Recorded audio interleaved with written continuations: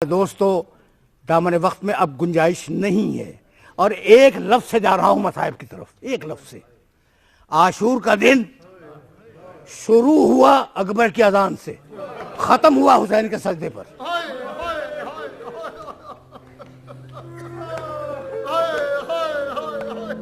آج 4 دہائیوں بعد محرم الحرام کی شام غریبہ ذہن میں نقش ہے، جب اپنے والد کی گود میں سر رکھ کر ان کے سب سے پسندیدہ ذاکر علامہ طالب جوہری مرحوم کی پرسوز آواز میں کربلا کے واقعات سننا اور دل ہی دل میں یزید پلید کو ظالموں کا سردار کہنا۔ حضرت امام حسین علیہ السلام اہل و عیال اور ان کے رفقا کی قربانی تا قیامت یاد رکھی جائے گی۔ حضرت امام حسین علیہ السلام اور ان کے خاندان کی شہادت کے واقعات کو سن کر دل خون کے آنسو روتا تھا۔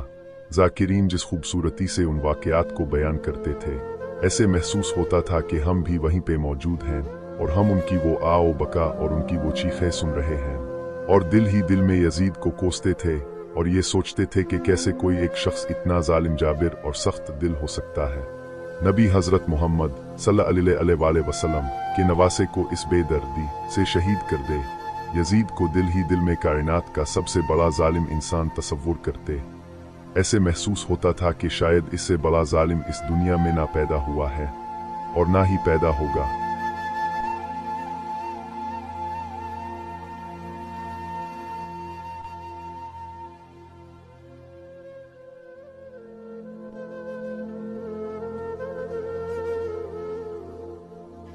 اس ظلم عظیم کی کہانی بچپن سے ذہن میں تھی، لیکن جب بڑے ہوئے تو ایک اور یزید کی کہانی ہمارے سامنے کتابوں میں موجود تھی۔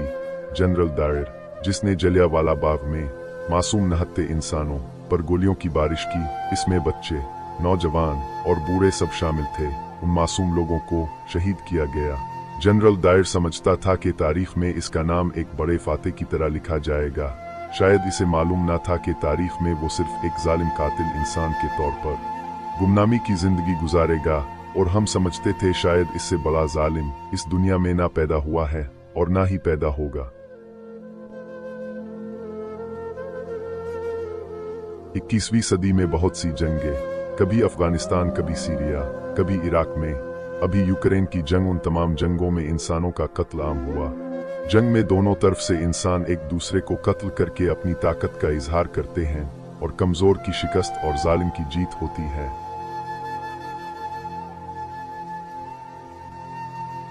لیکن نومبر کی سرد شام میں اسلام آباد کی سڑکوں پر انسانوں کو ایسے قتل عام ہوتے ہوئے دیکھا تو محسوس ہوا کہ یزیدیت ہر دور میں موجود رہتی ہے۔ یزیدیت یزید ایک شخص کا نام نہیں، یہ ایک سوچ کا نام ہے، اور وہ سوچ انسان کے اندر کسی بھی وقت پیدا ہو سکتی ہے۔ آج محسوس ہوا کہ کیسے کوفہ کے لوگوں نے امام حسین علیہ السلام کو دھوکہ دیا، کیسے کوفہ کے لوگوں نے پہلے امام حسین کو بلایا اور بلا کر یزید کے ہاتھوں سونپ دیا کہ اب جو چاہے تم ان کے ساتھ کرو۔ دل نہیں مانتا تھا کہ کوفہ کے لوگ ایسے کر سکتے ہیں، لیکن آج وہ واقعات کو اپنی آنکھوں کے سامنے دیکھتے ہوئے محسوس ہوا کہ کوفی امام حسین علیہ السلام کے وقت بھی موجود تھے، اور کوفی آج بھی موجود ہیں۔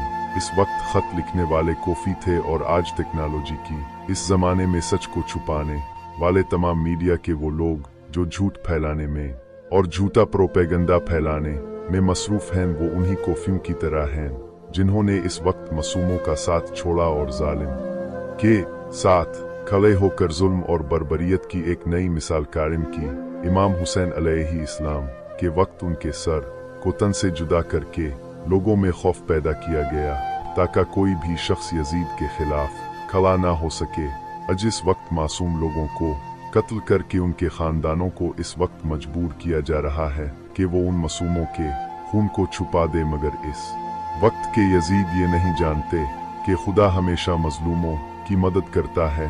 کسی نے کچھ خوبصورت الفاظ کہے تھے کہ یزید تھا اور حسین ہے، یعنی یزید کا نام قصہ پارینہ بن چکا، لیکن اس دور میں جیسے معصوموں کا قتل کیا گیا، اس سے محسوس ہوتا ہے یزید تھا، یزید ہے اور یزید رہے گا۔